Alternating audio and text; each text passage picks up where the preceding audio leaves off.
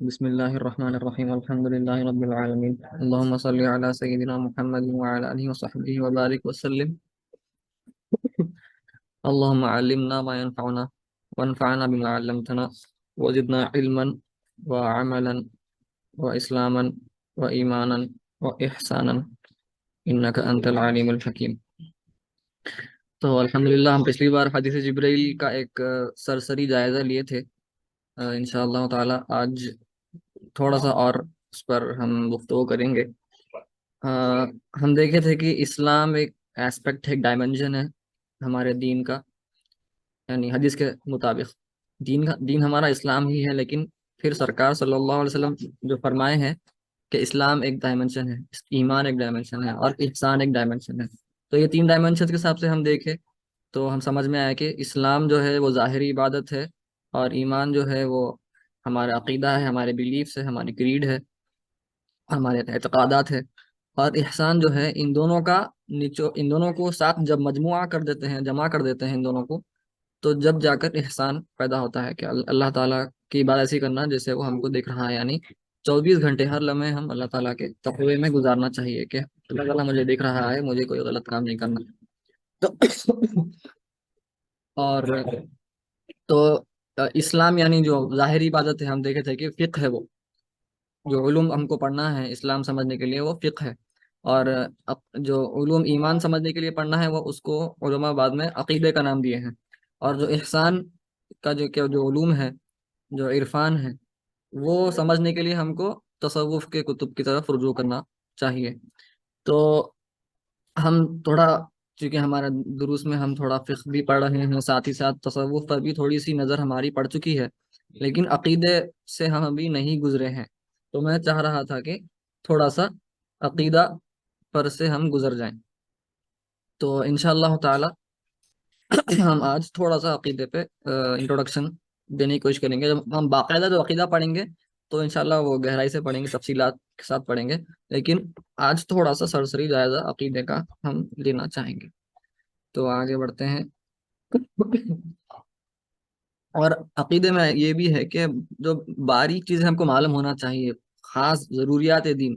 کئی بار ایسا ہوتا ہے ہم مسلمانوں کے ساتھ، خاص طور سے آج کے زمانے میں جو فتنوں کا زمانہ ہے، کہ ہم کو ہمارے ضروریات دین بھی نہیں پتہ ہوتے.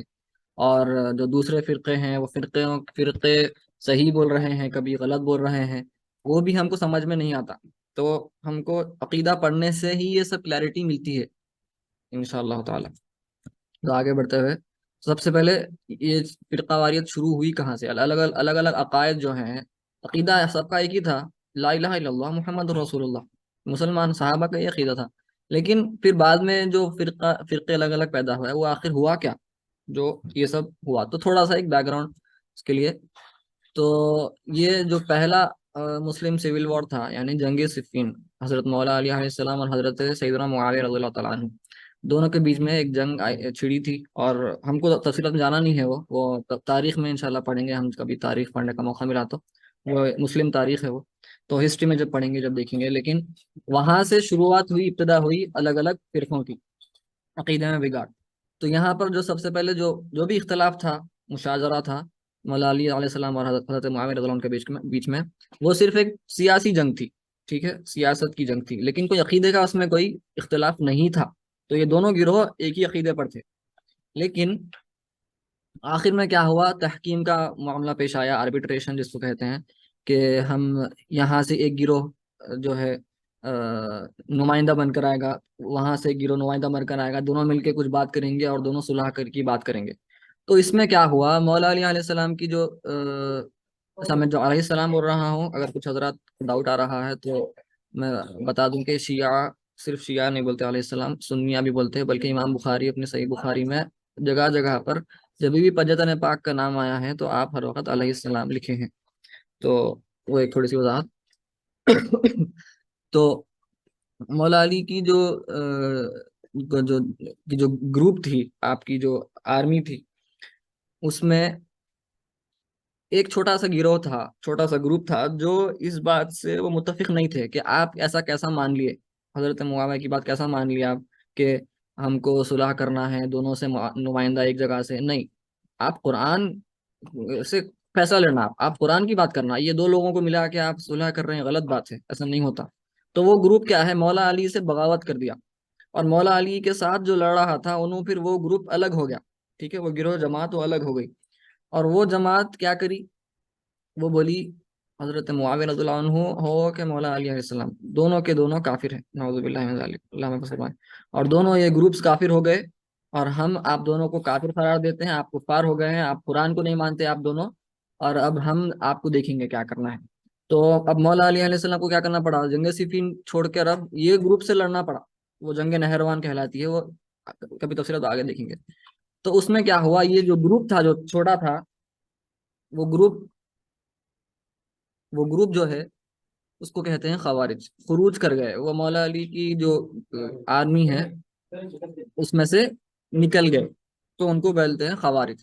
تو ان کا خاص عقیدے میں یہ گڑبڑی یہ ہے، سنیت سے جو افتراق پیدا ہوا ہے، امتیاز یہ ہے ان کے عقیدے کا کہ یہ چھوٹے سے چھوٹے گناہ کبیرہ بھی ہو گیا، گناہ کبیرہ ہو گیا، تھوڑے تو ایسے بھی گناہ صغیرہ بھی ہو گیا، تو بولتے ہیں کہ تم کافر ہو گیا، اور اب تم واجب القتل ہے، یہ ان کا عقیدہ ہے خوارج کا۔ یہ اہل سنت کا نہیں ہے، اہل سنت بولتے ہیں گناہ بڑا سے بڑا بھی کرے تو انسان مسلمان ہی رہتا ہے، لیکن اس کو توبہ کرنا ہے، انشاءاللہ تعالی اللہ تعالیٰ چاہا تو توبہ قبول فرمائیں گا۔ لیکن خوارج بولتے ہیں نہیں، یہ کافر ہو گیا، اب اس کو پھر سے کلمہ پڑھنا پڑتا، ورنہ وہ قتل کا واجب۔ تو یہ ہے پہلا عقیدہ میں جو بگاڑ آیا، یہاں سے آیا، یہ پہلی گروپ تھی خوارج۔ اور ہم دیکھ لیے تو ہم ابھی شروع میں دیکھ لیے تھے کہ تینوں ایمان، اسلام اور احسان کے ساتھ رہنا ہے، ہم کو الگ جدا نہیں کر سکتے، ہولسٹک اپروچ ہونا ضروری ہے ہماری ساتھ، ایک ساتھ تینوں۔ تو آپ پھر مولا علی علیہ السلام کے جو گروپ تھے اس میں الگ الگ، آپ کی جو آرمی تھی اس کے اندر الگ الگ گروپس بن گئے، تھوڑے بعد میں شیعہ بن گئے، شروع میں تو سب شیعان علی کہلاتے تھے، شیعان علی یعنی مولا علی کے سپورٹرز، آپ کے نمائندگان، آپ کے حمایت کرنے والے آپ کے۔ لیکن بعد میں کیا ہوا، تھوڑے سے گروپ اس میں سے الگ ہو گئے، اور وہ چونکہ یہ خوارج ایسے کام کیے، بعد میں ایک خارجی ہی مولا علی کو شہید کیا، تو اس کی وجہ سے کیا ہوا، تھوڑے بہت زیادہ خوارج کے خلاف ہو گئے جو لوگ، ان کو بعد میں شیعہ کہا گیا۔ تو 12 امام کو معصوم جو کہتے ہیں، وہ کہ وہ سب جو عقائد ہیں، ہمارے عقائد، ہمارا عقیدہ معصوم نہیں، 12 امام محفوظ ہیں، اب وہ جو بھی ہیں ہم انشاءاللہ عقیدے میں پڑھیں گے، لیکن ابھی اس کا محل نہیں ہے۔ تو مولا علی کی جو جماعت میں سے ایک ہوگا شیعہ، پھر ایک گروہ تھا جو ڈاما ڈول تھا، تھوڑا یہاں تھوڑا وہاں، جہاں ہری وہاں چلی، تو ویسے لوگ جو تھے کبھی یہاں پر کبھی وہاں، تھالی کے بیگن جو بولتے ہیں ہم حیدرآبادی میں، تو وہ حضرات حضرت معاویہ کی آرمی میں چلے گئے، تو وہ حضرات بھی، لیکن وہ کیا ہے، انہوں اپنے دنیاوی مفاد کے لیے لڑ رہے تھے، اور کچھ بھی نہیں، ان کو کچھ بھی نہیں تھا، تو وہ حضرات ایک گروپ ہے۔ پھر ایک گروپ ہے جو اصل سنیاں ہیں ہمارے آج کے، وہ ایک گروپ ہے۔ تو یہ دونوں گروپس ہیں جو مولا علی کی گروپ آرمی میں تھے، اور حضرت معاویہ کی آرمی میں بھی تھے، یہ دونوں آرمی کے جو گروپس ہیں، ان دونوں سنیت میں داخل ہوتے ہیں آج کے زمانے کے۔ اور ہو سکتا تھوڑے لوگ جو حضرت معاویہ کی سائڈ تھے ان کو ناصبی بھی کہیں، کیونکہ کچھ لوگ ان میں سے حضرت مولا علی کی شان میں گستاخی کرتے تھے اور ممبروں پر گالیاں دیتے تھے، وہ ایک الگ چیز ہے، لیکن سب اہل سنت میں داخل ہیں۔ اصل غرض ہماری ہے، ہم عقیدہ پڑھیں تو سب اہل سنت میں ہیں، تھوڑے شیعہ ہو گئے، ان کا عقیدہ بعد میں چینج ہو گیا۔ اب یہ تو چل رہا تھا اپنی جگہ، یہ تو ایک پولیٹیکل لڑائی ہو رہی تھی، یہاں سے پرابلم شروع ہے، لیکن ساتھ ہی ساتھ کیا ہو رہا تھا، جیسے حضرت عمر رضی اللہ عنہ کے آپ کے دور خلافت میں کیا ہوا، فتح ہو رہی تھی، اور بازنٹائن امپائر، رومن امپائر کو بھی فتح کر دیا گیا، تو وہاں پر کیا ہوا، گریک فلسفی تھی وہاں پر، تو وہاں سوکریٹس، ایرسٹوٹل، یہ سب ان لوگ کی لاجک جو چلتی تھی وہاں پہ، اب وہ جب فتح ہو گیا، اب اسلامک رول ہے وہاں پہ، لیکن اب کرسچنوں سے اور جو بھی وہاں کے لوگ ہیں ان لوگوں سے بات چیت تو ہوتی تھی مسلمانوں کی، تو اب وہ ہمارا سوال کرنا شروع کر دیے، عجیب عجیب فلاسفیکل سوال جو کبھی کوئی اس سے پہلے مسلمان سنے نہیں تھے، اللہ کہاں ہے، اللہ کیسا دکھتا، سبحانہ و تعالی، اور تقدیر کا کیا قصہ ہے، تقدیر سمجھاؤ میرے کو۔ دیکھیے تقدیر سمجھ میں آنے والی چیز ہے نہیں، ہم عقیدہ کی تم میں انشاءاللہ پڑھیں گے کہ سروں میں نصر اللہ، اللہ تعالیٰ کے سر اسرار میں سے ہے، وہ سیکریٹس میں سے ہے، ہم سمجھ نہیں سکتے، لیکن علماء کوشش کی ہے بعد میں سمجھانے کی۔ تو کیا ہوا، یہ جو سوالات اٹھنا شروع ہوئے تو مسلمانوں میں ایک ڈاؤٹس اور کنفیوژن پیدا ہونا شروع ہوا، کیونکہ ہمارے پاس نہ صحابہ سے منقول ہے ایسے کوئی اقوال، نہ سرکار صلی اللہ علیہ وسلم سے منقول ہے۔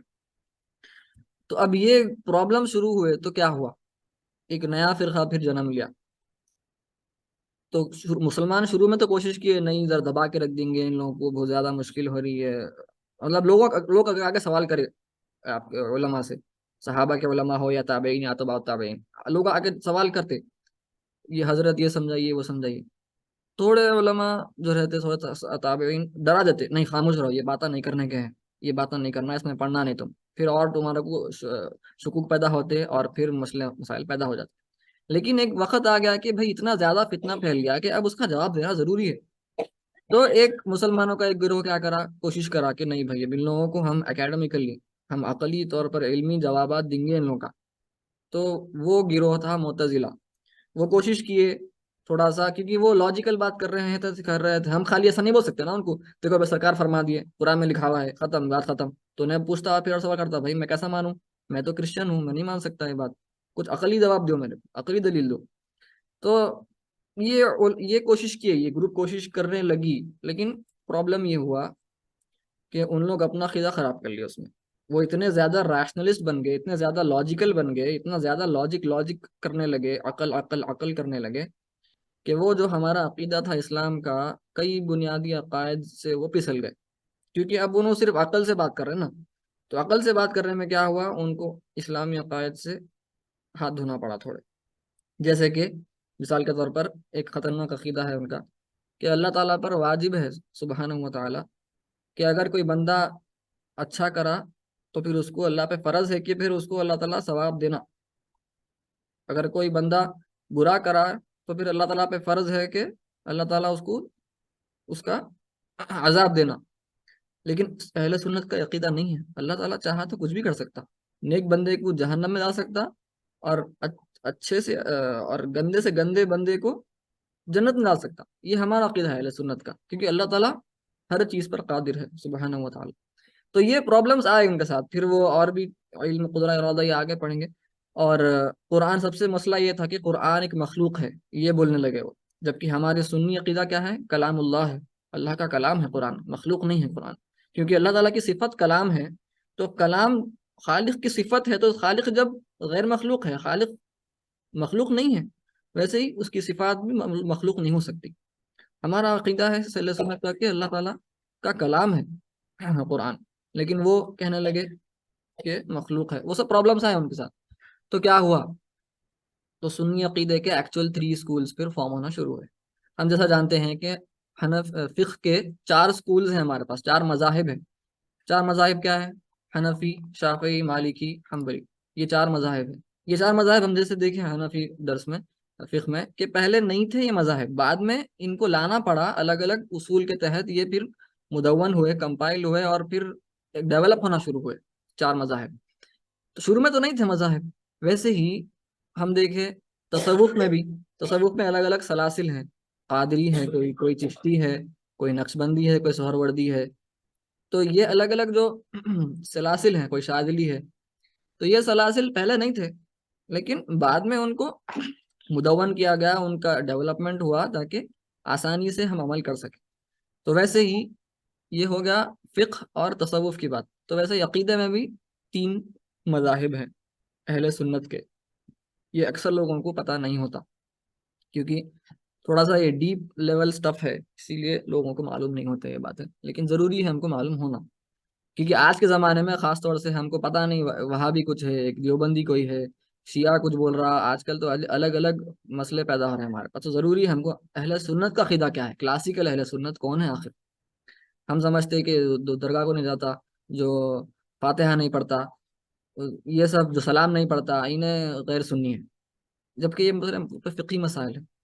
ایکچولی عقیدے کے مسائل کیا ہیں، تو انشاءاللہ ہم اس پر تھوڑا سا دیکھیں گے۔ تو اشعری، ماتریدی اور اثری، یہ ایکچولی 3 سکولز ہیں عقیدے کے اہل سنت کے، اشعری، ماتریدی اور اہل حدیث یا حنبلی۔ اہل حدیث کا مطلب آج کے اہل حدیث نہیں ہے، یہ محدثین ہیں، جو محدثین ہیں وہ اہل حدیث ہیں۔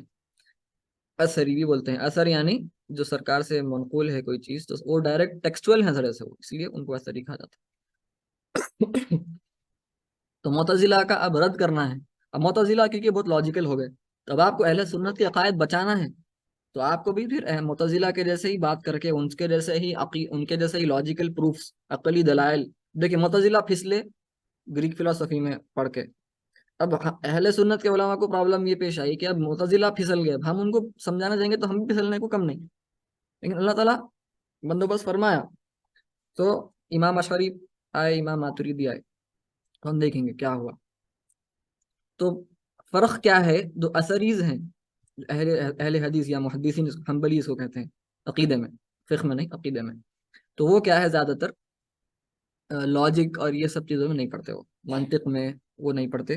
ان کو وہ بولتے ہیں بھائی یہ سب چیزیں میں بات نہیں کرنا چاہ رہا ہوں، جیسا ہے آمنا صدقنا ختم قصہ تمام، میرے کو پڑھنا نہیں ہے باتوں میں، آپ جا کے کسی اور سے بات کر لیجیے. تو ایسے حضرات جو ہیں وہ معتزلہ سے بات نہیں کر سکتے، کیونکہ انہوں بات ہی نہیں کرنا چاہ رہے لاجک کی. لاجک حرام ہے بولو، ٹھیک ہے، تو وہ لاجک کو حرام ہے بولتے، تو وہ بات ہی نہیں کیے. اس کی وجہ سے کیا ہوا، صرف ماتریدی اور اشعری علماء کو بات کرنا پڑا. تو وہ پھر بات کیے معتزلہ سے، بڑے ڈیبیٹس ہوئے، بڑے بہت مناظرے ہوئے. اس کے بعد لوگوں کو سمجھ میں آیا کہ معتزلہ بہت غلط عقیدے پر چلے گئے ہیں. اور ہم کافر نہیں بولتے معتزلہ کو، معتزلہ ایک سیکٹ ہے، ایک فرقہ ہے. ہم ان کو ایٹ دا میکس بولیں گے مبتدع، بدعتی ہے، بدعت کرنے والے، انوویشن کرنے والے ہیں، کرپٹ فاسق ہیں. لیکن ہم ان کو کافر نہیں بولتے، کیونکہ کافر بولنا ایک بہت بڑی چیز ہے. کافر جب ہوتا ہے انسان جب وہ ضروریات دین میں سے کوئی چیز کا انکار کرتا ہے، جب کافر ہوتا ہے. تو انشاءاللہ عقیدے میں اور ڈیپ میں پڑھیں گے اس کو. تو ہمارے علماء کوشش کیے، تو اثریز تو نہیں کر سکتے تھے، لیکن اشعری و ماتریدی کوشش کی. لیکن یہاں پر ایٹ دا سیم ٹائم یہ بولنا بھی ضروری ہے کہ اثری عقیدہ جو ہے کہ میں لاجک میں نہیں پڑھتا اور میں اس میں سب نہیں جاتا، میں لاجیکل ڈسکشنز میں نہیں جانا چاہ رہا ہوں، یہ بولنا سب سے احوط طریقہ، یعنی سب سے احتیاط پسند طریقہ یہی ہے، اور سب سے بیسٹ اپروچ یہی ہے ایک مسلمان کے لیے کہ وہ یہ ڈیبیٹس میں نہ پڑھے. لیکن اب آج ایسا زمانہ آ گیا ہے، ہم چھوٹے رہنے سے عقیدہ نہیں پڑھتے، ہم چھوٹے رہنے سے بزرگوں کو دیکھ لیتے نہیں ہیں. اسپیشلی اب جو نیا جنریشن ہے وہ بزرگوں سے بالکل دور ہے، کیونکہ ہم بزرگوں کو دیکھتے تھے، ہمیں کو ضرورت نہیں پڑتی تھی کچھ سوچنے کی. کوئی ڈاؤٹ آیا ہم بزرگوں کو خالی چہرے کو دیکھتے ہیں اور سمجھ میں آ جاتا. لیکن آج مسئلہ ویسا نہیں ہے، چھوٹے رہنے سے بچوں کو اسکول بھی جا رہے ہیں، سائنس میتھس صرف لاجیکل ڈسکشن چل رہے ہیں. چھوٹے رہنے سے بچے کے دماغ میں بچے کو صرف لاجک سکھا رہے ہیں آپ. اس سے کیا ہوتا، ڈاؤٹس پیدا ہوتے. اور آپ جب بچے کو بولتے، بچہ آ کے پوچھتا ڈاؤٹس آپ سے، اور آپ بولتے ہیں بچے کو بیٹے یہ سب سوچنا نہیں، خاموش بیٹھ جاؤ، تو بچہ وہ عمر میں ٹھیک ہے خاموش بیٹھ جائیں گا. لیکن اگر انہیں نہیں پڑھا اور آگے اس کو وہ اندر وہ بیج بو دیا گیا، ٹھیک ہے، آگے بچے کو وہ ڈاؤٹس کیا ہے، وہ ایک پودا بنتا، پھر وہ پودا جا کے ایک بڑے درخت کی شکل لے لیتا. اس سے کیا ہوتا، آج ہم دیکھ رہے ہیں اسپیشلی ہمارے پڑوسی ملک میں جو اسلام کی بنیاد پر الگ ہوئے تھے، آج وہاں پر ایتھیزم پھیل گیا پورا. نوجوان پورے یونیورسٹی کے نوجوان ایتھیسٹ بن کے پھر رہے ہیں وہاں. اور ہم سمجھ رہے ہیں انڈیا میں نہیں آیا، انڈیا میں بھی اب یہ چیز شروع ہو چکی ہے، ایکس مسلم موومنٹ بھی شروع ہو گیا ہے، یہاں پہ سب مسئلے مسائل شروع ہو گئے. تو اب بے شک اثری اپروچ سب سے بیسٹ اپروچ ہے، لیکن آج فتنوں سے لڑائی کرنا ہے تو پھر اشعری اور ماتریدی اپروچ بھی ہم کو ضروری ہے سمجھنا. اور ایسا نہیں ہے کہ صوفیہ کرام اشعری ماتریدی نہیں تھے، کئی صوفیہ کرام اثری تھے. لیکن آپ دیکھیں گے کئی صوفیہ کرام اشعری تھے، ماتریدی تھے. اور حضرت ابن عربی محی الدین ابن عربی رحمۃ اللہ علیہ، ان کی تو اپنا عقیدہ ہے الگ، تھوڑا سا تینوں سے الگ ہے ان کا. تو یہ سب چیزیں ہیں، انشاءاللہ ڈیپتھ میں گیا سمجھ میں آتے ہیں باتیں. تو آج کل ہمارے سلفی حضرات اپنے آپ کو اہل حدیث یا اثری حنبلی بولتے، بٹ ایکچولی وہ نہیں ہے. پرابلمس آگے ہوں گے. وہ مجسمہ ہے، کیا ہے مجسمہ، کیا ہے ہم دیکھیں گے آج. تو ہسٹوریکلی آپ دیکھیں گے تاریخی طور پر تو اشعری زیادہ تر کون تھے، شافعی یا مالکی، یہ فقہ کے فالوورز زیادہ تر اشعری ہوا کرتے تھے، امام اشعری کو یہ فالو کرتے تھے عقیدے میں.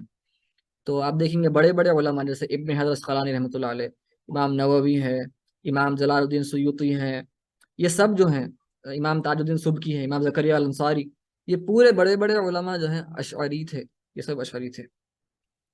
اور ماتریدی میں آپ دیکھیں امام نصفی ہے، اور بڑے بڑے اکابر، امام تفتزانی کو بھی پتہ نہیں اشعری تھے ماتریدی تھے، کوئی ماتریدی بھی کہتا ہے. یہ بڑے بڑے علماء گزرے عقیدے. امام فخر الدین رازی بھی اشعری تھے. ایک بڑے بڑے علماء گزرے ہیں، یہ سب اشعری تھے، ماتریدی بھی تھے. اور معتزلہ بھی زیادہ تر حنفی تھے. ہم فقہ میں دیکھے ہیں کہ حنفیز جو ہے تھوڑے سے لاجک کی طرف مائل ہیں، ہم دیکھے ہیں تھوڑا عقل لڑاتے ہیں فقہ میں، تو ظاہر سی بات ہے عقیدے میں بھی وہ اثر پیدا ہوتا ہے۔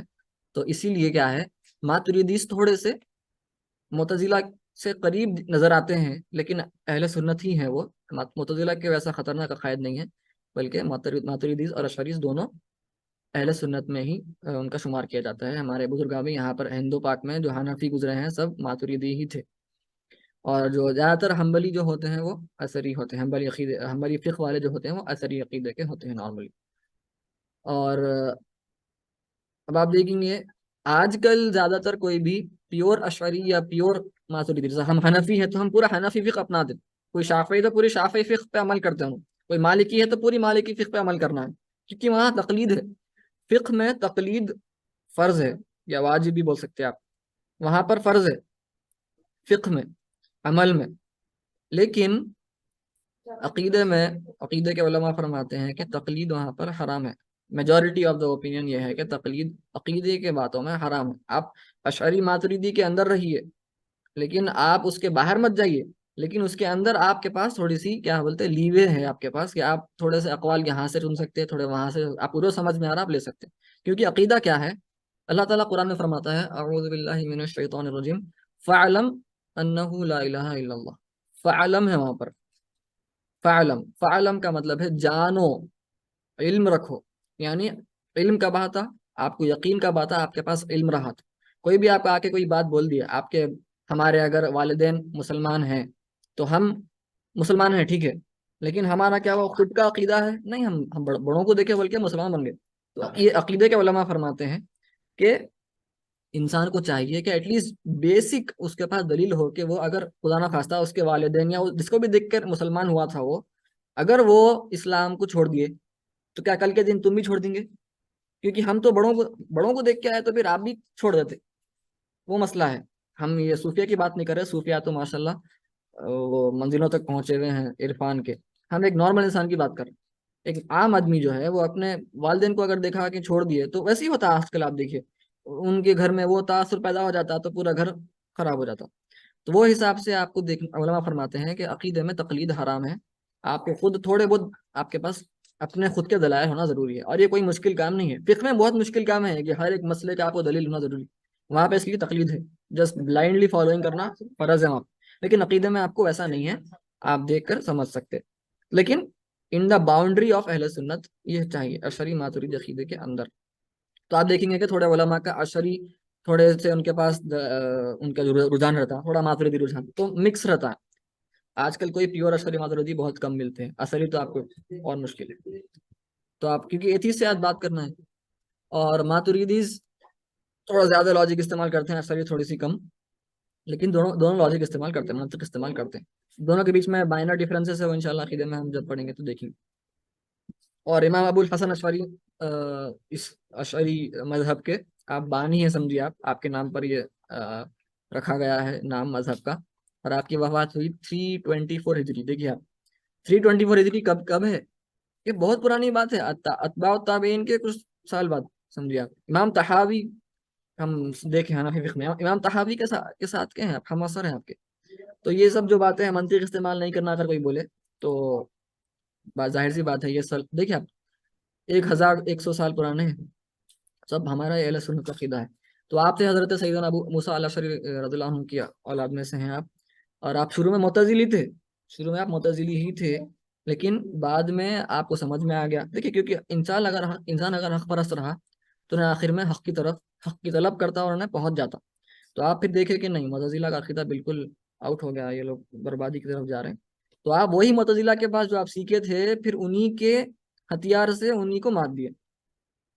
تو آپ پریزنٹ عراق میں کوفہ، بصرہ، بغداد، وہاں پر آپ کی رہائش تھی، اور امام ماتریدی تھے وہی زمانے میں آپ سینٹرل ایشیا میں تھے، تو وہاں پر جو بھی مسئلے پیدا ہو رہے تھے معتزلہ کی طرف سے، آپ اس کو بولتے ہیں ما وراء النہر بولتے ہیں، ٹرانزوکزینیا بھی بولتے ہیں شاید انگلش میں۔ تو وہ جیسے ازبیکستان ہے آج پریزنٹ ہے، ازبیکستان، تاجکستان، اور وہ جو بھی افغانستان، وہ سب جو ہے وہ سینٹرل ایشیا میں آتے، تو وہاں پر امام ابو منصور الماتریدی، امام ترمذی بھی وہاں کے ہیں، امام بخاری بھی وہاں کے ہیں، لوگ بولتے ہیں عرب کو دیکھو، عرب کو دیکھو، امام بخاری کہاں کے ہیں؟ امام بخاری سینٹرل ایشیا کے ہیں، ماوراء النہر کے ہیں۔ تھوڑے لوگ بولتے ہیں آج کل وہابیوں کے پاس سے، سلفی حضرات کے پاس سے ہمارے، امام بخاری کو فالو کرو۔ امام بخاری کہاں کے ہیں؟ انہوں بولتے ہیں عرب کو فالو کرو، دیکھو سعودی میں کیا عقیدہ ہے، دیکھا تو امام بخاری کو فالو کرو۔ امام بخاری کہاں کے ہیں؟ امام بخاری عرب ہے ہی نہیں، امام بخاری سینٹرل ایشیا کے ہیں۔ خیر یہ پڑھے تو انشاءاللہ چیزیں کھلتے ہیں۔ تو میں ایک چھوٹا سا چارٹ بنایا کہ بیچ میں اہل سنت ہے، دیکھیں آپ تھوڑا سا سمجھ ایک کانٹیکس کے لیے، اہل سنت بیچ میں ہے، معتزلہ ٹو ریشنل ہیں ان لوگ، تو ٹوٹلی لاجیکل اپروچ، پورا عقل عقل عقل، نقل کو چھوڑ دیا پوری، بزرگوں سے آیا کوئی چیز کو خاموش مان لو، عقل سمجھ میں نہیں آ رہی عقل کو تو چھوڑ دو، نہیں اللہ نہیں کرتے وہ، ہم صرف عقل کو دیکھیں گے، یہ معتزلہ ہے، یہ پاگل پن ہے۔ صرف اس کے دوسرا ایکسٹریم ہے مجسمہ، ہم ابھی پیچھے دیکھا تھا کہ مجسمہ ہے، آج کے جو وہابی حضرات ہیں مجسمہ ہے، کیوں ہے ابھی دیکھیں گے کہ وہ بولتے ہیں کہ اللہ تعالیٰ نعوذ باللہ، اللہ تعالیٰ کے ہاتھ پیر ہیں فزیکل، استغفر اللہ العظیم۔ کیوں؟ کیونکہ قرآن میں آیتیں ہیں ید اللہ فوق ایدیہم ویبقى وجہ ربک ذو الجلال والاکرام، ایسے جو آیات ہیں بظاہر اس کی معنی ایسا اپیرنٹ میننگ سمجھ میں آتا ہے کہ ہاتھ پیر ہے، لیکن استغفر اللہ ہمارا عقیدہ ویسا نہیں ہے، ہم ڈیپ میں پڑھیں گے سمجھ میں آئے گا۔ تو یہ مجسمہ کیا ہے؟ ٹوٹلی اپوزٹ ہے معتزلہ کے، ٹوٹلی عقل کو چھوڑ دو، صرف نقل نقل نقل، جو دکھ رہا بس ظاہری لے لو، لٹرل انٹرپریٹیشن، یہ پاگل پن ہے اور ایک قسم کا، پوری عقل کو چھوڑ دو اور نقل کو لے لو۔ یہاں پر معتزلہ بول رہے ہیں عقل کو لو صرف، نقل کو چھوڑو، ویسا نہیں ہے، ہمارا اعتدال پر ہے، اشعریز ماتریدیز بیچ میں ہے، ہم عقل کو بھی لیتے ہیں نقل کو بھی لیتے ہیں، دونوں کا ہم اعتدال سے چلتے، جہاں پر عقل استعمال کرنا ہے عقل استعمال کرتے ہیں، جہاں پر عقل کو خاموش خاموش رہو تم، عقل کو بٹھا دینا ہے خاموش تو ہم خاموش بٹھا دیتے نقل کر لیتے، تو وہ امپورٹنٹ ہے کہ وہ دیٹ از اہل سنت میانہ روی، بیچ میں چلنا۔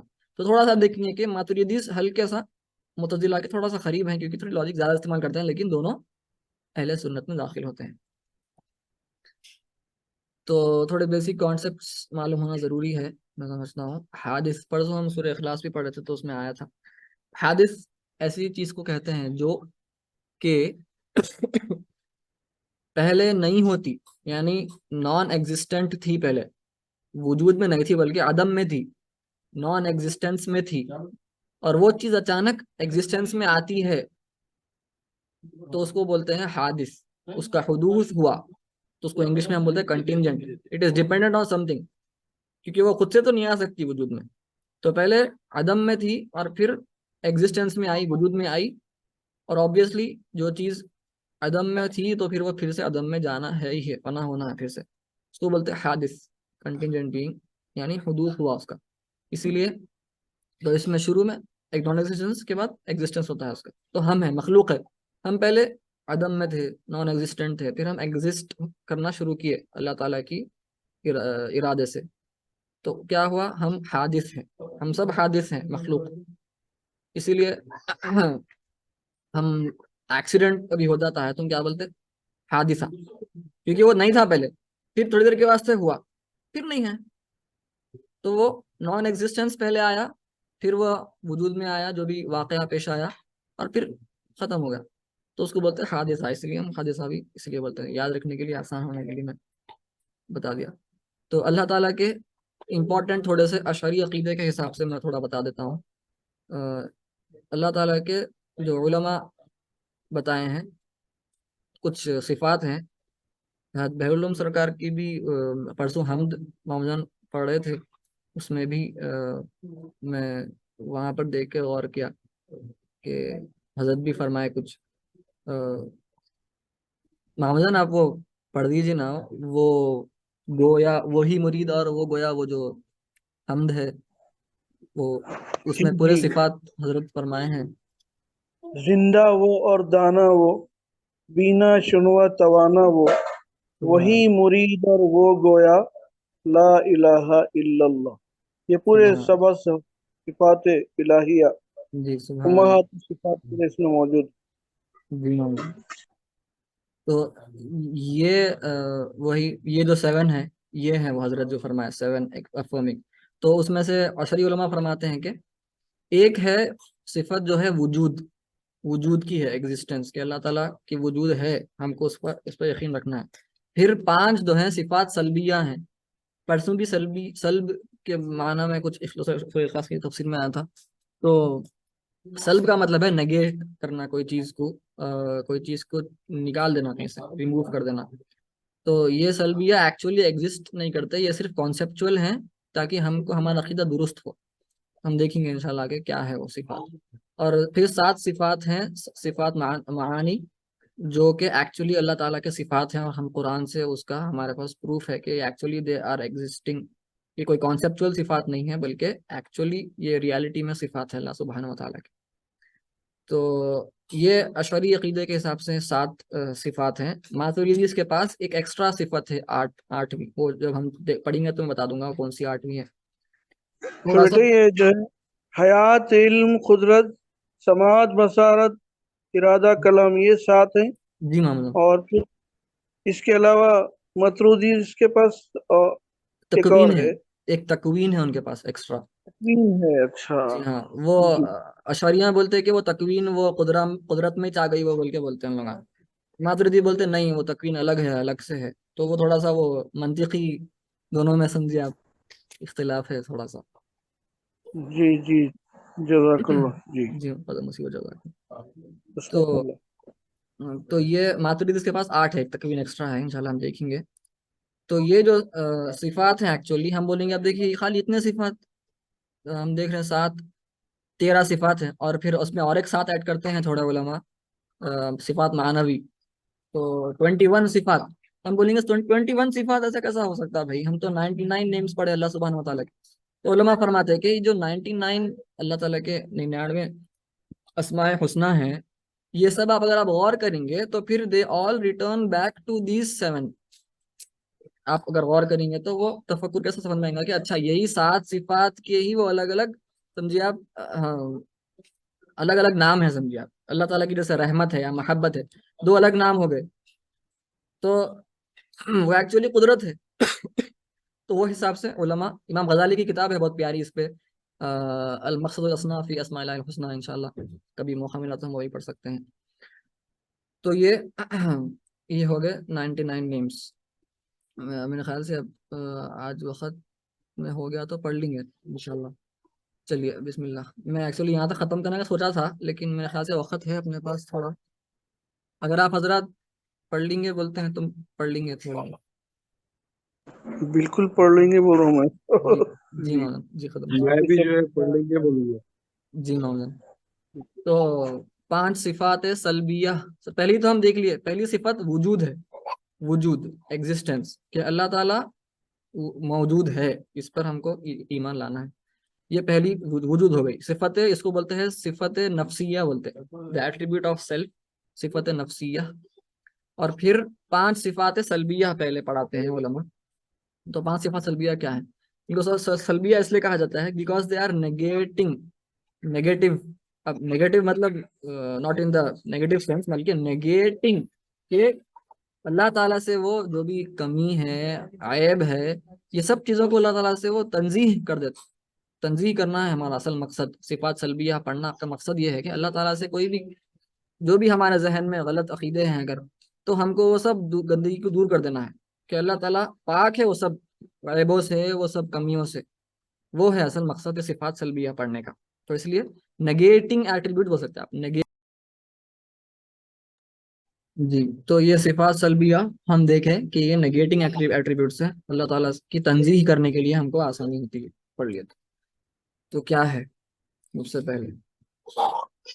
تو یہ ایکچولی مطلب نہیں ہے، یہ کانسیپٹس ہیں تاکہ ہم سمجھ سکیں کوئی بھی عیب اور کوئی بھی کمی سے اللہ تعالیٰ پاک ہے. تو سبحان اللہ جو ہم بولتے ہیں، دیکھیں کیا مطلب ہے. تو قدم، سب سے پہلے قدم ہے. تو ہم ابھی دیکھیں حادث ایک چیز ہوتی ہے. حادث یعنی وہ پہلے نہیں تھی، عدم میں تھی، نان ایگزسٹنس میں تھی، پھر وہ ایگزسٹنس میں آئی، تو اس کو بولتے ہیں حادث.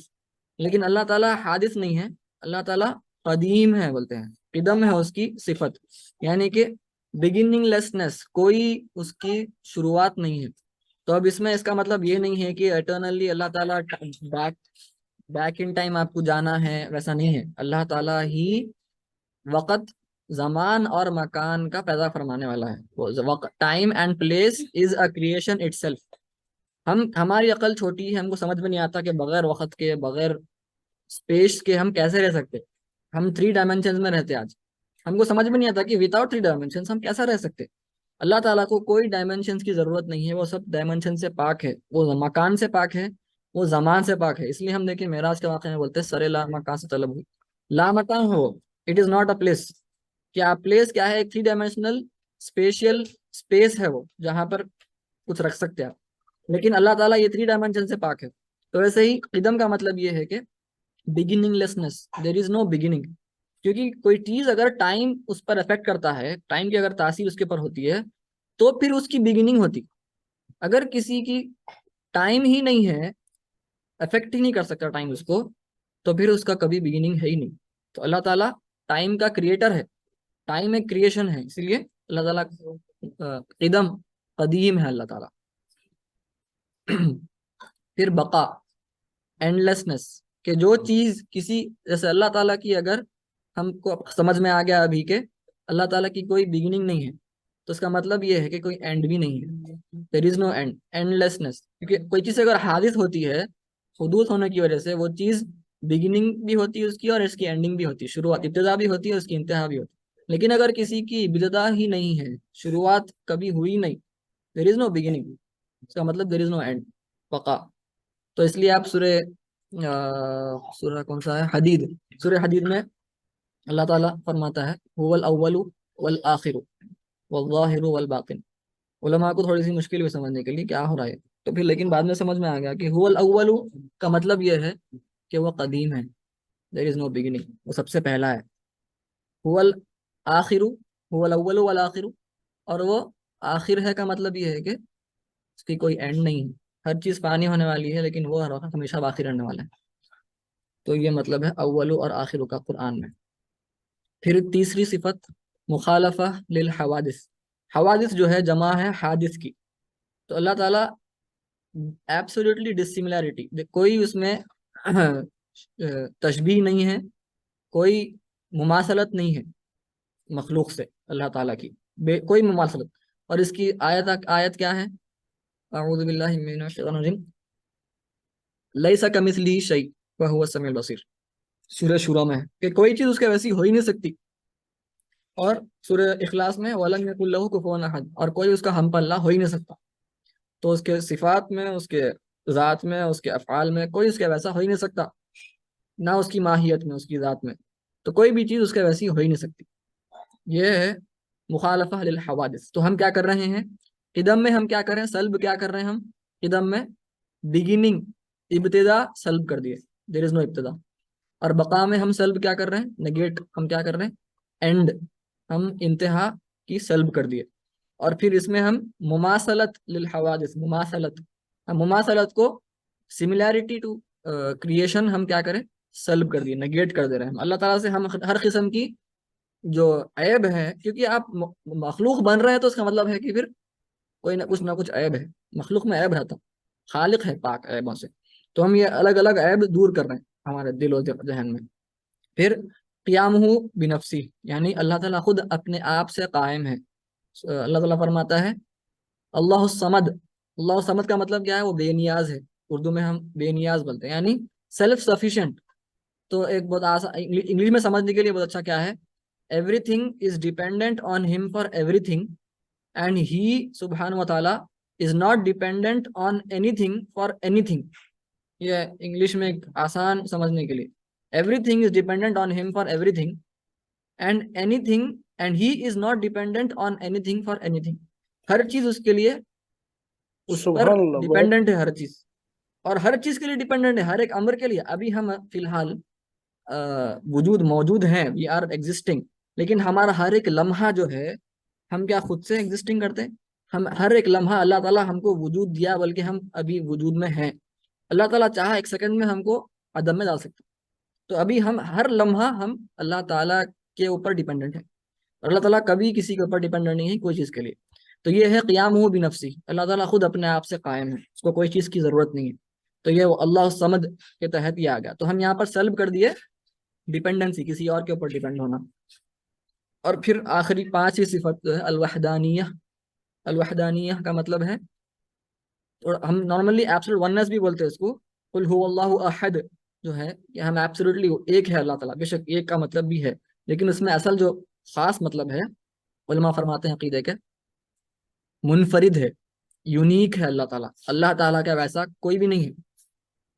تو کیسا کوئی بھی نہیں ہے؟ تو اس میں تین آپ کو سب کیٹیگریز ہیں، اس کی ذات میں کوئی بھی نہیں ہے اس کے ویسا، اس کے صفات میں کوئی بھی نہیں ہے اس کے ویسا، اور اس کے افعال میں کوئی بھی نہیں ہے اس کے ویسا۔ تو اس کا مطلب کیا ہے؟ ذات میں پھر دو سب کیٹیگریز ہیں، یاد رکھ لیجئے کہ ایک منفصل ہوتی ہے، ایک متصل ہوتی، ایک جڑی ہوئی ہوتی اور ایک ڈائریکٹ اور ایک انڈائریکٹ۔ تو ذات میں اللہ تعالیٰ کی ذات کے ٹکڑے نہیں ہوتے، جیسے ہم نارملی بولتے ہیں، کوئی اگر مثال کے طور پہ سمجھانے کے لیے بول رہے ہیں، ہماری عقل خلق محدود ہے، تو سمجھانے کے لیے ہم کو بولنا پڑتا ہے۔ جیسے ہم ایک سائیکل ہے، تو ایک سائیکل بول رہے ہیں ہم، ایک ہے نا سائیکل بھی، اللہ تعالیٰ بھی ایک ہے، تو کیا تشبیہ ہو گئی، مماثلت ہو گئی؟ نہیں، نعوذ باللہ، بالکل نہیں ہوئی، کیونکہ سائیکل کے اندر پھر اس کے ٹکڑے ہو سکتے، اس کا ایک ہینڈل ہے، اس کا ایک پیڈل ہے، اس کا ایک پہیا ہے، اس کی سیٹ ہے، اس کی بیل ہے، اس کی یہ ہے، اس کی فلاں، اس کے وہ ٹکڑے، یہ ٹکڑے، بولٹ ہے، نٹ ہے، اس کے الگ الگ ٹکڑے ہو رہے۔ تو وہاں پر ہم بولیں گے انہیں اس کی سائیکل ٹکڑے ہو سکتی، اللہ تعالیٰ ویسا نہیں، اللہ تعالیٰ کی ذات کے ٹکڑے بالکل نہیں ہو سکتے، اللہ تعالیٰ ایک ہے، منفرد ہے، یونیک ہے۔ یہ ایک ہو گیا ذات کے اندر جو کیٹیگرائزیشن کہ ذات یہ ہے متصل، متصل ہم بول رہے ہیں کہ ٹکڑے نہیں ہو سکتے، یہ کی ناٹ ڈسٹریبیوٹ، یہ نہیں ہو سکتا۔ پھر ہم بول رہے ہیں اس کے ذات کے ویسی اور کسی کی ذات نہیں ہو سکتی، یہ دوسرا کیٹیگرائزیشن، ایک ہے متصل، ایک ہے منفصل۔ تو ایک ہے ڈائریکٹ کنیکشن والا کہ ذات کا ٹکڑے نہیں ہو سکتے، اور ایک ہے کوئی اور ایک ذات ایسی نہیں ہوتی کسی اور کی جو اس کے ذات کی ایسی ہو سکتی۔ تو یہاں پر دو ہم چیزیں سلب کر دیے، ایک ہے کہ ذات کے ٹکڑے ہو سکتے، وہ چیز ہم نیگیٹ کر دیے، اور ایک دوسرا کہ کوئی اور ذات بھی اس کے ذات کے ویسی ہو سکتی ہے، اللہ تعالیٰ کے ویسی، وہ بھی ہم سلب کر دیے۔ تو یہاں پر دو چیزیں سلب ہو گئے ذات میں۔ پھر ہم صفات کی طرف آتے ہیں، صفات میں بھی دو کیٹیگرائزیشن، پھر سے متصل اور منفصل، ڈائریکٹلی کنیکٹڈ اور انڈائریکٹلی کنیکٹڈ۔ تو ہم بولیں گے صفات کے بھی، صفات ایسے قدرت ہے، اللہ تعالیٰ کی قدرت ایک صفت ہے، ارادت ایک صفت ہے۔ تو قدرت اور ارادہ، کیا اللہ تعالیٰ کی قدرت ارادہ کہیں ہے؟ مطلب اللہ تعالیٰ اگر انسان کو پیدا کر رہا ہے تو وہ ایک قدرت کا استعمال کر رہا، پھر اور ایک دوسرے انسان کو پیدا کرنے کے لیے کیا اور ایک قدرت کا استعمال کر رہا ہوں؟ نہیں، اللہ تعالیٰ کی صرف ایک قدرت ہے، ایک صفت ہے، الگ الگ صفات نہیں ہے اس کے کہ قدرت کے کئی قدرت ہے اس کے، نہیں، ایک صفت ہے، تو الگ الگ صفات نہیں ہے اس کے۔ تو یہ ہوگا ایک کیٹیگرائزیشن، متصل۔ اور منفصل، کسی اور کے پاس اس کے ویسے صفات نہیں ہے، یہ منفصل، کسی اور کی صفت ہو ہی نہیں سکتی، اللہ کے علم کے برابر کسی اور کا علم کبھی نہیں ہو سکتا، اللہ تعالیٰ کی قدرت کے جیسی قدرت کسی کی نہیں ہو سکتی، ارادت کی ارادت کسی کی نہیں ہو سکتی۔ وہ سب ایکچولی حقیقی سب صفات اللہ تعالیٰ کے ہیں، جو بھی مخلوق کے پاس ہے وہ سب مجازی ہے، سب دکھانے کے ہیں۔ اور یہ ہو گیا، چار ہو گئے، دیکھیے یہاں پر دو، یہاں پر دو، یہاں پر دو، یہاں پر دو، صفات میں دو، اور آخر میں افعال میں ایک ہے کہ اللہ تعالیٰ کے افعال کے ویسے افعال کسی کے نہیں ہوتے۔ تو یہاں پر ایک خاص بحث چھڑ جاتی علماء کے متکلمین کے درمیان، خاص طور سے معتزلہ کے خلاف جو بات ہوتی ہماری اہل سنت کی، کہ خلق و افعال العباد، کہ ہمارے جو افعال ہیں، the actions of the servant, مخلوق کے جو ایکشنز ہیں، جیسے ابھی ہم یہاں پر میں جیسا بات کر رہا ہوں، آپ سن رہے ہیں، آپ کچھ لکھ رہے ہیں، آپ کچھ کر رہے ہیں، کام کر رہے ہیں، کچھ بھی کر رہے ہیں آپ، کیا یہ کام آپ خود کر رہے ہیں؟ یہ ایک بہت اہم عقیدہ ہے اہل سنت کا۔ ہمارا اہل سنت کا عقیدہ یہ ہے کہ ہم کچھ بھی نہیں کرتے۔ یہ بات ہم کو obviously فرسٹ ٹائم سنے تو بہت عجیب دکھتی کہ کیا بول رہے ہیں آپ، کہ میں کچھ بھی نہیں کروں تو پھر میں جنت میں کیوں جاؤں گا، جہنم میں کیوں جاؤں گا؟ تو obviously وہ تقدیر سے ریلیٹڈ میٹر ہو جاتا پھر۔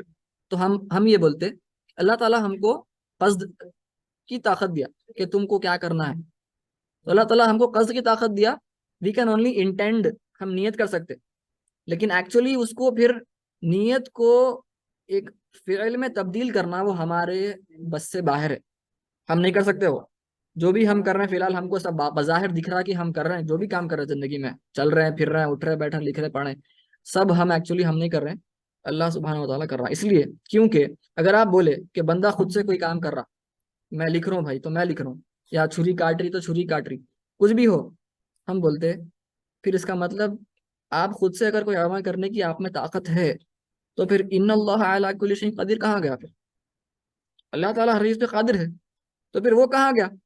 معتزلہ کا یہی ہے، معتزلہ اتنا زیادہ بہہ گئے لاجک میں، ریشنالٹی میں، کہ وہ کہنے لگے کہ بندہ خود اپنا عمل کی ایجاد کرتا ہے، وہ خود اپنے اعمال کریٹ کرتا بندہ۔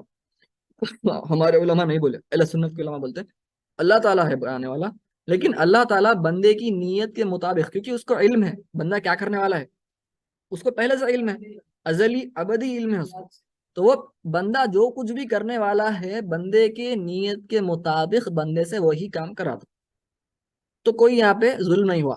بندہ جو کرنے والا تھا، اگر کوئی بینک رابری کرنے والا تھا تو اللہ تعالیٰ اسے وہی کروایا، کیونکہ وہ اللہ کو معلوم کیا پہلے سے کیا کرنے والا ہے بندہ، تو وہ حساب سے کوئی یہاں پہ ظلم نہیں ہوا، اور برابر سب کا اپنے محشر میں قیامت کے دن سب کو اپنے اپنے اعمال کا حساب دینا ہوگا، تو یہاں پہ کوئی ظلم نہیں ہے۔ انشاءاللہ تفصیل سے اور اپن عقیدہ پڑھے وقت اور جائیں گے اس میں۔ تو یہ ہوگا ایکشنز، افعال، تو ذات میں دو، متصل منفصل، ایٹریبیوٹس میں دو، اور افعال میں ایک، یہ 5 چیزوں کا ہم سلب کر دیے الوحدانیہ میں، یونیکنس، انفرادیت۔ آگے بڑھتے ہوئے 7 صفات ہیں جو ہم ابھی ماما جان جو ابھی پڑھ کے فرمائے حضرت جو منظومہ لکھے، تو وہ 7 ہے صفات المعانی، اللہ تعالیٰ کے لیے ہیں، اللہ تعالیٰ کے لیے ایکچولی قرآن سے ہم کو ثبوت ملتا ہے ان کا۔ یہ ہے ارادہ، قدرہ، علم، حیات، سمع، بصر، کلام۔ اور ماتریدیز میں اشعری کے حساب سے لکھا ہے ماتریدیہ، اور ایک 8ویں ایڈ کرتے ہیں وہ ہے تکوین، تو اشعریہ اس کو قدرہ میں ہی ضم کر دیتے ہیں۔ تو اللہ تعالیٰ ہر چیز کا ارادہ فرمانے والا ہے، اس کے ارادے کے بغیر کچھ بھی نہیں ہوتا۔ تو ہم اور ڈیٹیل میں نہیں جائیں گے، ہم کوئی اس میں اور ڈیٹیل جانا نہیں ہے، ڈیٹیلس میں گئے تو تھوڑا سا انشاءاللہ وہ عقیدہ پڑے وقت دیں گے۔ پھر آتا ہے دوسرا قدرہ، تو اللہ تعالیٰ جو چاہتا ہے اس کی قدرہ اس کو میٹیریلائز کرتی، اس کی آپ کو سباق کے ساتھ کانٹیکسچولائز کرتی ہے قدرہ، کہ اللہ تعالیٰ کوئی چیز چاہتا ہے تو پھر قدرہ اس کو ایجاد کرتی ہے، اس جو بھی مخلوق ہے اس کا۔ اور پھر علم ہے، علم اللہ تعالیٰ کو ہر چیز کا پتہ ہے، جو چیز نہیں ہو سکتی، جو چیز ہو سکتی، ہر چیز کا پتہ ہے، تو وہ علم میں ہے کہ بندہ یہ خود کچھ کرنے والا ہے، تو وہ حساب سے اللہ تعالیٰ بندے سے وہ عمل کرواتا ہے۔ اور پھر حیات، کوئی بھی حیات اصل کیا ہے، حیات ہونے کی وجہ سے یہ باقی 6 جو ہیں صفات ہم کو سمجھ میں آتے، کیونکہ اگر کسی میں حیات نہیں ہے تو پھر یہ دوسرے عمل کچھ بھی نہیں ہو سکتا اس سے۔ تو یہ اللہ سبحانہ وتعالیٰ کی ایک صفت ہے حیات، اور یہ ہم کو قرآن سے بھی ملتے ہیں تمام ثبوت۔ اور یہ جو نیچے کے 3 ہیں، یہ نچلے 3 ہیں، یہ جو 3 ہیں یہ ہم کو عقل سے سمجھ میں نہیں آتا، یہ اوپر کے 4 ہیں یہ عقل سے سمجھ میں آ جاتے، اگر آپ غور و فکر کریں گے تو آپ کو یہ 4 سمجھ میں آ جاتے کہ عقل سے، لیکن یہ جو 5 ہیں نیچے کے، یہ 5 آپ کو عقل سے سمجھ میں نہیں آتے، یہ صرف اور صرف قرآن میں موجود ہونے کی وجہ سے علماء بتائے ہیں کہ یہ 3 صفات بھی اللہ تعالیٰ کے صفات میں سے ہیں۔ اور سمع کا مطلب ہے ہر چیز سننے والا، تو اس کا مطلب یہ نہیں ہے کہ ہر چیز اللہ تعالیٰ، بس ہم کو کان کی ضرورت ہے، کان میں بھی ہم کو کان کا پردہ برابر ہونا، اور ہمارا کان صحیح کام کرنا، ہمارے کان کے اندر کے جو رگیں ہیں، نروز ہیں، وہ صحیح کام کرنا، دماغ صحیح کام کرنا، اور وہ فریکوینسی بھی رہنا، ایک خاص فریکوینسی ہے 20 ہرٹز سے لے کے 20,000 ہرٹز پڑے، اور اس کے اگر آگے ہے یا اس کے نیچے ہے تو پھر سنے نہیں آتا ہم کو، اور پھر میڈیم ہونا، بغیر میڈیم کے ویکیوم میں سنے نہیں آتا ہم کو، تو ہم کیا ہے، ڈیپینڈنٹ ہیں، ہم کیفیت پہ ڈیپینڈنٹ ہیں، اس کو بولتے ہیں کیفیت۔ علماء ایک خاص لفظ استعمال کیے ہیں علماء اہل سنت عقیدے کے، کیفیت، کہ اللہ تعالیٰ کو کیفیت کی ضرورت نہیں ہے، موڈیلٹی، کوئی موڈ کی ضرورت نہیں ہے اللہ تعالیٰ کو، لیکن ان مخلوق کو ضرورت ہے، کیفیت ہے۔ تو آپ کیسا سنتے ہیں، ہماری کیفیت یہ ہے کہ ہمارا کان ہوتا، فلاں وہ ہوتا، میڈیم ہوتا، وہ سب ہوتا، ذریعے سے ہم سنتے۔ اللہ تعالیٰ کی سماعت بالکل بھی ہمارے جیسی بالکل نہیں ہو سکتی، ہم ابھی دیکھ لیا اللہ تعالیٰ پاک ہے مخلوق کے صفات سے، اللہ تعالیٰ کی سماعت کیسی ہے اللہ عالم، جیسی بھی ہے، لیکن مخلوق کے ویسی ہرگز نہیں ہو سکتی، تو ہم بولتے ہیں اللہ تعالیٰ سنتا لیکن بلا کیف، بغیر کوئی کیفیت کے اللہ تعالیٰ سماعت فرماتا ہے، تو وہ کیفیت کیسی ہے ہمارے کو نہیں سمجھ میں آتا، ہم بولتے ہیں ہمارے عقل کے گھوڑے ہم وہاں پر روک دیتے۔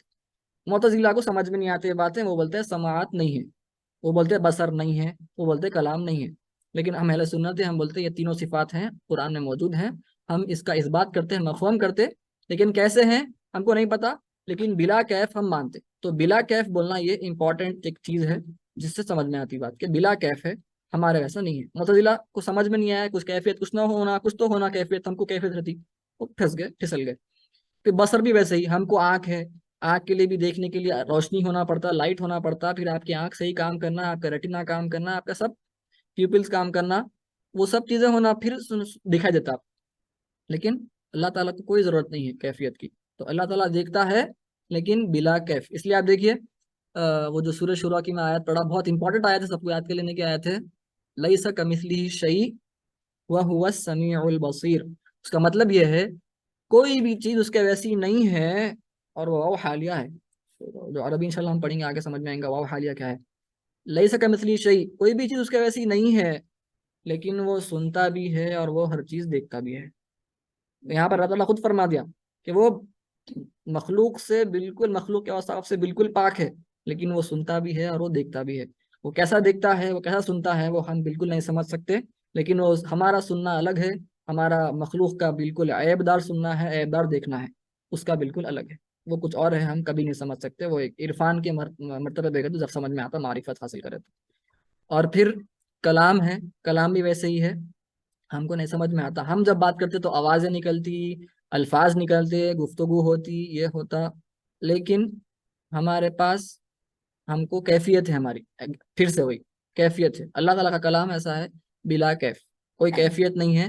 ہم نہیں سمجھ سکتے کلام کا مطلب کیا ہے اللہ تعالیٰ کے، لیکن ہم نفی کر دیتے ہیں کہ اللہ تعالیٰ کلام جو بھی ہے مخلوق کے کلام کے ویسا ہرگز نہیں ہو سکتا، کیونکہ وہاں پر پھر مخالفہ للحوادث سے پھر ٹکراؤ ہو جاتا، اور لیس کمثلہ شیء سے ٹکراؤ ہو جاتا قرآن کی آیت سے.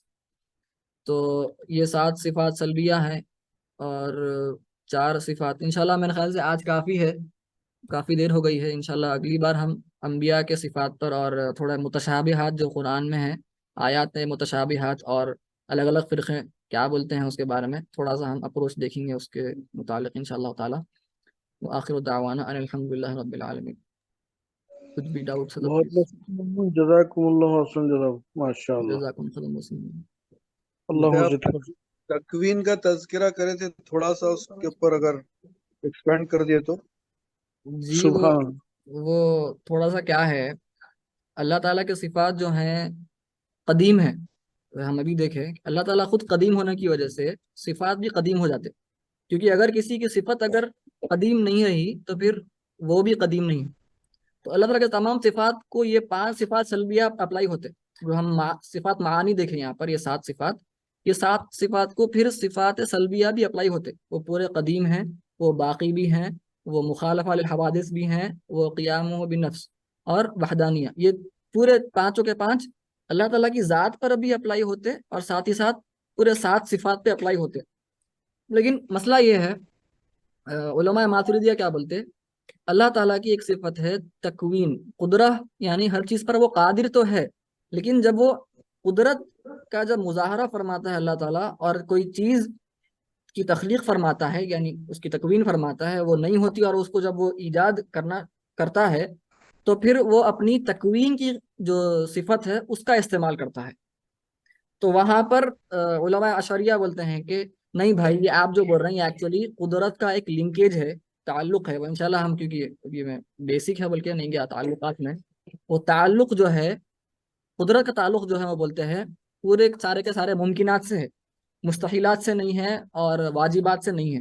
یہ واجبات کیا ہے، مستحیلات کیا ہے، ممکنات کیا ہے، وہ انشاءاللہ عقیدہ پڑھے وقت دیکھیں گے. میں یہاں پر تبصرہ نہیں کیا، اگر آپ حضرات فرمائے تو میں اس کو نیکسٹ کلاس میں بول سکتا ہوں. میں سوچا نہیں وہ بولنے کا، کیونکہ ذرا سا ڈیپ ڈائیو کے ویسا ہو جاتا ہے پھر عقیدے میں. تو ہم جب ایکچولی عقیدہ پڑھیں گے تو جب سمجھ میں آئیں گا. تو وہ علماء اشعریہ بولتے ہیں کہ بھائی آپ جو ماتریدی کو بولتے ہیں کہ آپ تکوین جو بول رہے ہیں کہ اللہ تعالیٰ پیدا فرمانے کی جو قدرت ہے، وہ جو صفت ہے، وہ ایکچولی قدرت کی تعلق ہے ممکنات سے، وہ تکوین ہے ایکچولی. تو ایک وہ تعلق ہے، وہ ایکچولی ایک صفت نہیں ہے. تو ایک چھوٹا یہ سمجھے آپ منطقی علمی اختلاف ہے تھوڑا سا، انشاءاللہ اور سمجھ میں آئیں گا اچھا آگے. انشاءاللہ. ماشاء اللہ ماشاء اللہ.